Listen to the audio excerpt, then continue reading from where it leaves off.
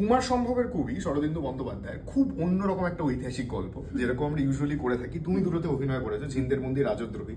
তো এখানে অ্যাকশনের কিছু নেই, কালিদাসের কালিদাস হয়ে ওঠার গল্প। এবং তোমার যে চরিত্রটা, সেটা কিরকম মনে হলো? চ্যালেঞ্জিং মনে হলো? সেই চরিত্রটা রিভিল করছি না এখন আমি। আচ্ছা, চরিত্র রিভিল না করে এবার কি বলা যায় আমি তাই ভাবছি। আগেরটার থেকে ভীষণ আলাদা। আগে আমরা রাজদ্রোহী করলাম, এর আগে চিন্তার চরিত্র পাঠ করলাম আর কি, সেটার থেকে অনেকটা আলাদা। এবং আমার থেকে বয়সে একটু অল্প, সেইটুকু বলতে পারি তো, আমার থেকে বয়সে অনেকটাই ছোট।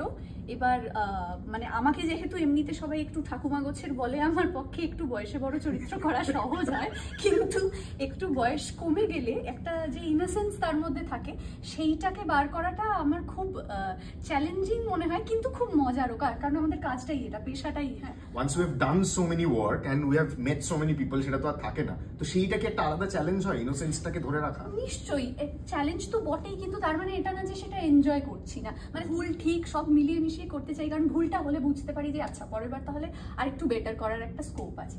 ঠিক যেমন করেছিল কালিদাস, এবং তারই গল্প কুমার সম্ভবের কবি সানডে সাসপেন্স।